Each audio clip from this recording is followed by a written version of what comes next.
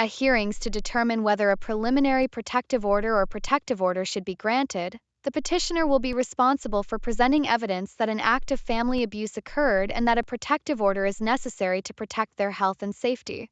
The petitioner should come prepared for the hearing by bringing any witnesses, pictures, or other evidence that will help prove their case. The respondent may testify on their own behalf to contest issuance of the protective order and may present witnesses and evidence. After considering all of the evidence, the judge will decide if a protective order shall be issued.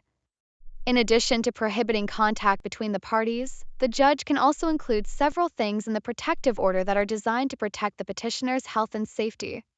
Examples are awarding the petitioner temporary legal or physical custody in support of the party's child, exclusive use of the party's residence, prohibiting the respondent from terminating utilities at the home, and prohibiting termination of cellular telephone service. If the petitioner requests custody of the child, they must present evidence during the trial that explains how the request for custody is necessary for the child's safety. If the petitioner asks for child support, they must provide evidence regarding their income and the respondent's income. The respondent can appeal the order, and a new trial will be scheduled in the circuit court. The protective order issued will remain in effect until the new trial date in circuit court. For more information about protective orders in the Fairfax County Juvenile and Domestic Relations District Court, please consult the website for the Fairfax County Family Services, Council to End Domestic Violence.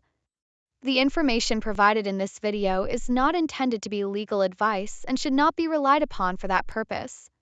You are strongly encouraged to speak with an attorney so that legal proceedings and the effect of legal documents and orders can be explained.